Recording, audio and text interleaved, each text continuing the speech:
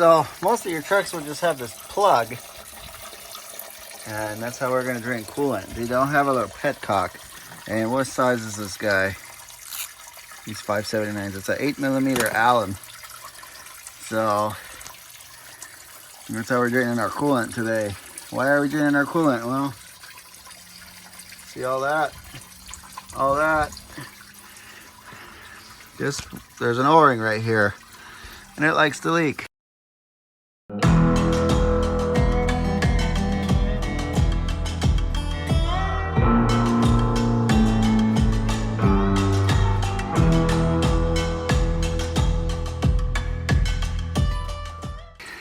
Goes to the EGR cooler. Pretty sure that's all that is, because I don't really see anywhere else it could be leaking. This hose is tight, everything is tight, and I see evidence down there, as you can see, clumps of coolant. So that's what we're after. And we're gonna replace those two O-rings. It's only $13, but it's a little bit of work, because obviously you have to drain the coolant, which takes a little bit, and then, well, realistically speaking, it's just this bolt over here, and this is a press fit. But anytime you have to do something like this, it's a pain in the ass, because you gotta drain everything, and yeah. So, plus I have to put the truck on bottle jacks, because not enough room over there to stick a bucket underneath it. But as you see, it sprayed everywhere. Now, that's the stuff with this red cooling. You see how this residue, this white stuff, how it wipes right off? Eventually it'll turn into that in there, and it'll plug itself up, and that's what it did. I think it only spewed on them going up Donner, and then they were fine the rest of the week. So, but we're gonna get that addressed this week, so they don't have to deal with that next week. And some of you guys might think that, oh, it's a new engine. Well, yeah, it is a new engine, but only on the inside is a new engine. All this stuff on the outside is old. That O-ring is old. All that stuff is old on the side of this engine. This engine right now has 806,000, almost 807,000 miles on it already. So all these accessories on the outside are old, so you're gonna have that on them big jobs. Every once in a while, you're just gonna have to put a little effort into her. Now the internals are pretty good. This engine's actually, I'm not trying to jinx myself here, but it's been doing really good for us. It's doesn't burn any oil, none whatsoever between changes. And I did a little experiment last time I dropped the oil, I sent it off to a lab analysis. I extended the oil changes a little bit. I went 26,000, because every single time I drop the oil out of this truck, it still looks really nice. So I wanted to see if it still has good viscosity, and if it's got still good, you know, well, lubrication abilities. So we sent it off to get lab tested. But Blackstone, for some freaking reason lately, has been taking forever. I might try someone else. They're like 3 weeks out every time I freaking send them a sample. So we might try someone else. But yeah, 806,000 on this beast. So we're gonna get that. But nothing we can't handle.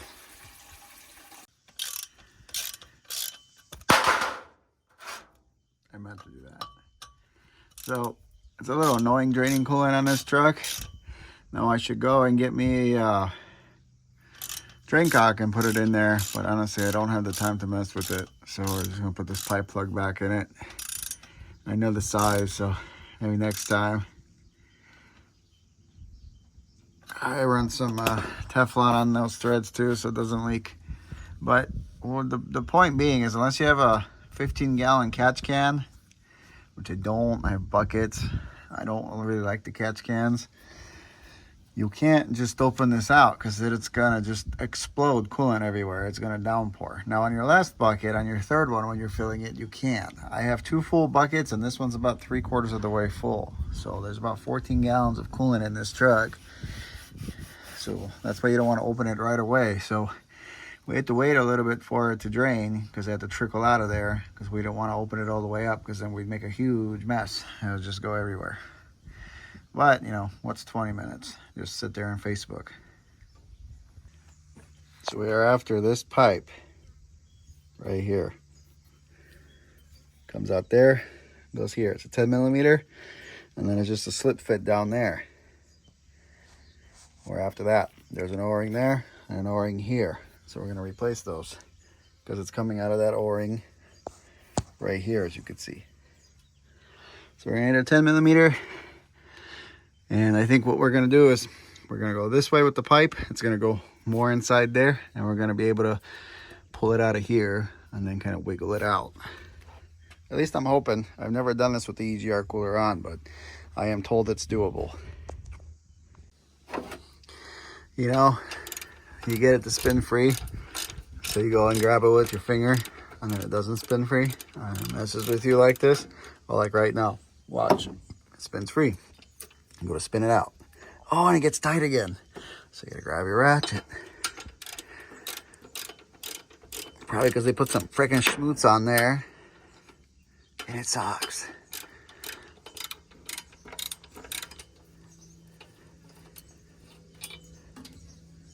So let's see if we can wheel this guy out. Oh, look at that. Let's come out right here and see what we're dealing with. What do you guys think? Oh yeah, that O-ring is definitely leaking. Right on over there. Smoked. Smoked. Well, it's smoked at the top. I think that's where it was coming out of. Definitely. Not a big job, but... And I don't need you guys praising me on the back. This is just what I do to survive. I'm not saying I don't like it, but I'm not saying you need to. That being said, if you took this truck to the dealership, that's an easy grand, I promise you, just to do that. We actually went and took Alice's truck to the dealership to get some updates done on it because my Packard ESA won't connect with that truck. I need to get a different version of it. We wanted to disable the brakes with the jakes that come on. We wanted to, I couldn't enable high idle on it because I was able to get into that, but for some reason it was locked out and I didn't have the password. And we wanted to update the smart nav just for those three things. It was $277.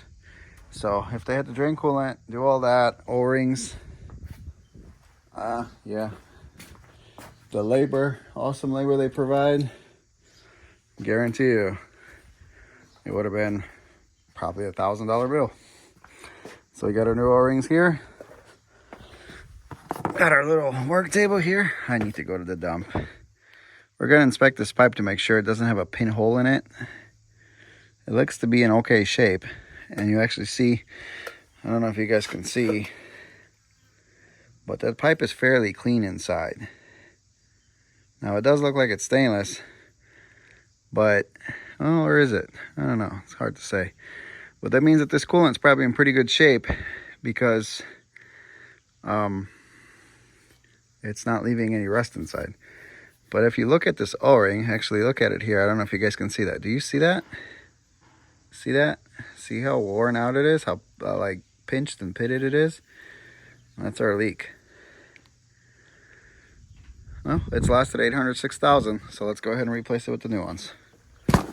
Get our pick, clean that up, and send it. As you can see, this O-ring is in okay shape. It doesn't have any of that. Maybe a little bit right there. No, I think that's just the glare. This O-ring is pretty chewed up. Now my other truck on Fancy, the 871, that's the same deal. It's got the same pipe. They're very similar from the cylinder head down.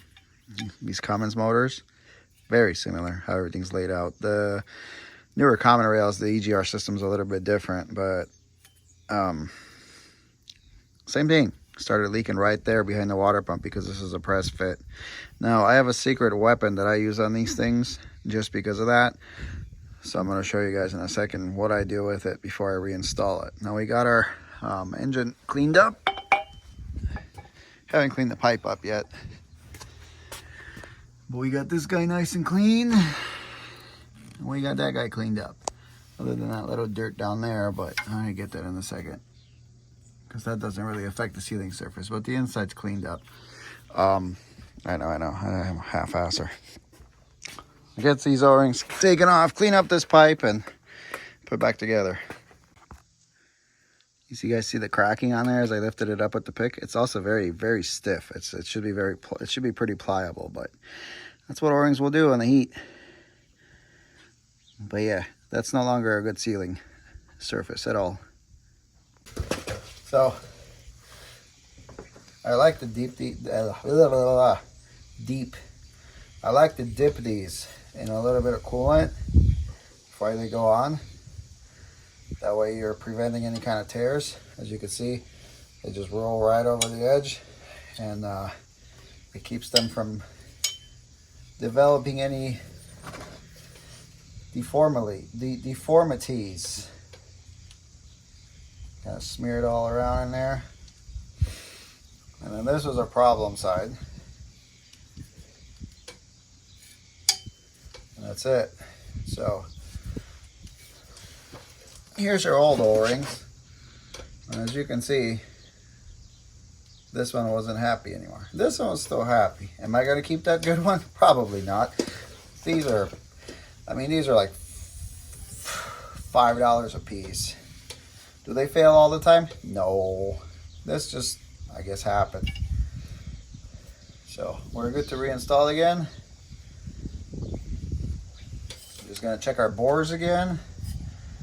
And I'll show you what I like to do on these things. My little secret weapon. So what is a secret weapon, you guys might ask? Some of you will know, some of you won't. Especially two-stroke dirt bike guys. Can you read that? Now whether you're using Honda Bond, Yamaha Bond, or any kind of bond, this stuff is an amazing gasket maker.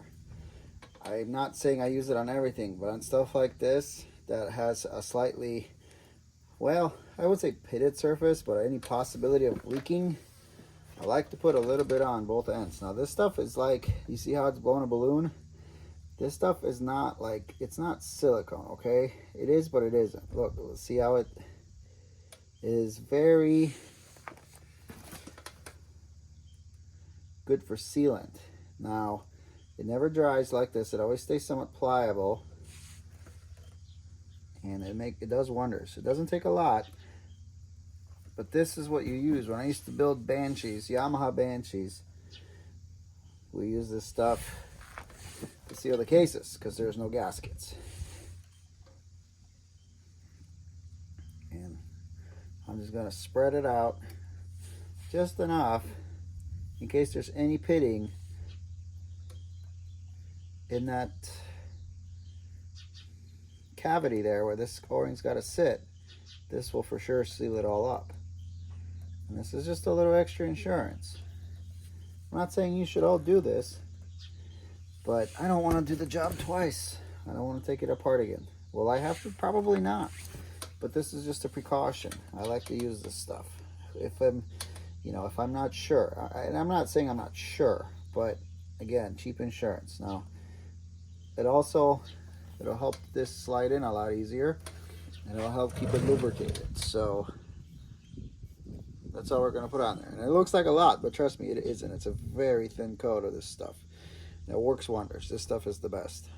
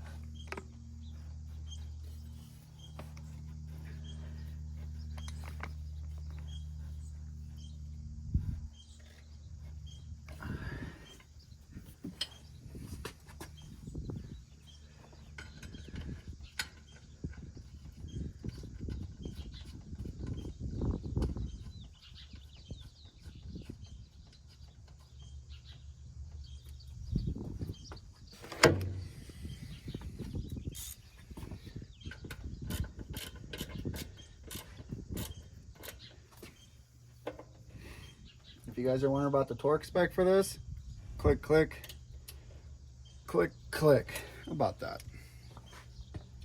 I don't know. It's a little bolt. I wouldn't say more. It's more than 20 foot-pounds. But it's installed. That's a little Honda bond there. And we're going to let it set up for a little bit before we put our coolant in it. But that's literally all it took to fix that. So if any of you guys with your X15s want to replace the O-rings on this, because that's where it's going to start blowing out of, what you need to do is drain your coolant, 10mm bolt. This pipe's got to push that way. It'll come out of there, and then you can pull it back and wiggle it out. It's not hard. I was wondering if there's going to be enough room, because on my 871, this was a little bit harder to pull out. Not much, but this is a lot easier. So therefore, people always wonder why I like running these red motors. For that very reason. They are very easy, for the most part, very easy to work on. I prefer them over anything else out there emissions-wise, especially diagnostics. That's much easier. But it's also fairly easy to work on. Fairly easy for the most part. So let's take a look at this roached O-ring. Is it this one? Nope. I'm pretty sure it's this one.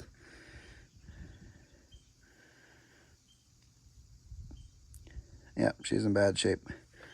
That was her leak. But while I got the old girl over here, we're gonna smooth some grease at her, and I think we're gonna change the separator on the fuel filter separator. You guys see how that, between the lip of the actual housing and the lip of the tube, how it schmutzed all that stuff? Kind of see it up here. It creates the perfect sealing surface. Now, you see that? I got a little bit of that on. And it's kind of like a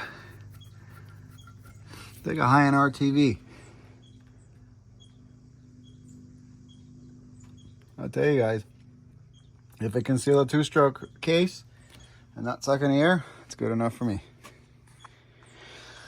All right, so we're gonna let that hang out before we put a little coolant in it. I'm gonna put the truck back on the ground, but since I have it up in the air right now, I'm gonna grease it because it could probably use some grease. We're gonna change the separator because, well, it probably needs to be changed. I don't know. Let's see. Does it? Let's go look together. Let's go look together, like trucking together. Not yet, but it's starting to turn a little bit black, so we might as well do it since we're here. Look, I drained some old gas in this, and I guess it must have evaporated out. That's all what you get in ethanol-based gas. Yucky. First step, what we're gonna do is we're gonna take our top cap off. One thing that I don't like on these trucks, man, I'll tell you guys, the one thing that I do not like on these trucks is the way the DAFCO is mounted. Alice's truck has the filter right there. It's the PACCAR style. I prefer the DAFCO. Turn for me. There we go. But the way they have it mounted in between there, it's kind of a pain in the ass to get to. And the problem with it is in the wintertime, it collects all that grit. So you got to clean it off really well, or the threads get really shitty and, excuse my language, and they're a pain in the butt to undo because those are plastic and you don't want to break them. So anyway, we're going to drain our fuel. Right there.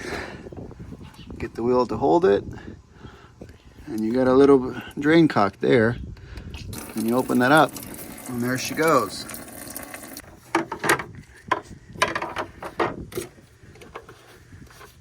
As you can see, not a lot of wiggle room over here.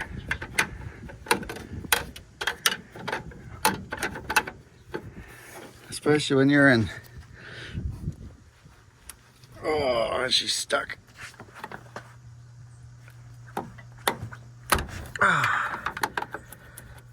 We need a cheater bar.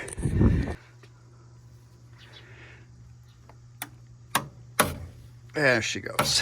Sometimes it just gets suction on there and are just impossible.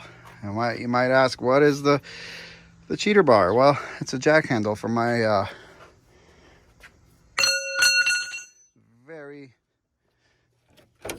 very reliable jack from Harbor Freight. Oh, squeaky.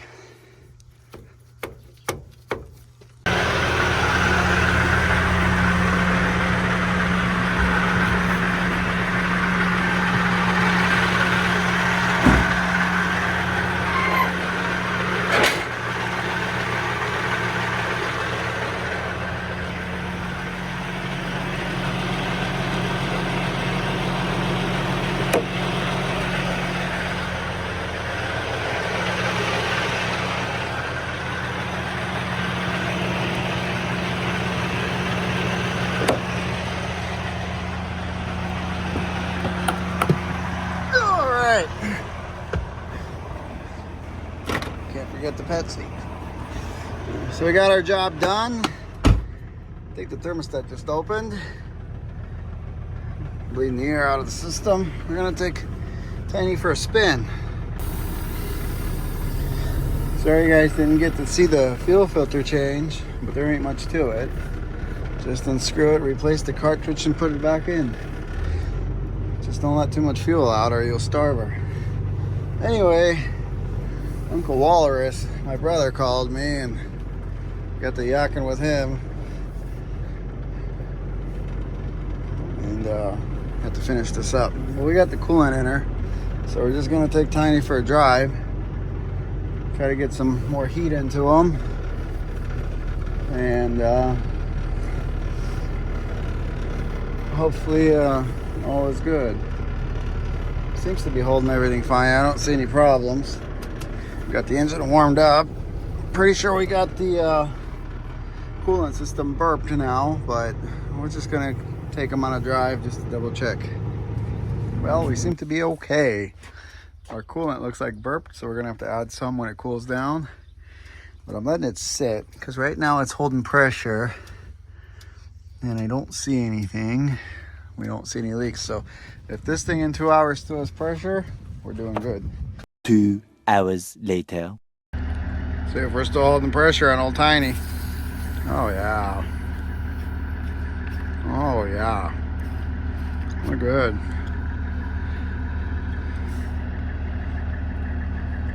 We'll come check its coolant level in the morning. Might need topped off. No, we'll go from there. Well, our fix is holding. Don't see any coolant down there. We're good. And I need to pull them out. Yes. Then where are the ones? Pick it up, pick it up, pick it up, pick it up. You see the drippy, I'm fitted up. Hop in my car and the giddy up. Secure the bag, yeah, I get the bus. Pick it up, pick it up, pick it up.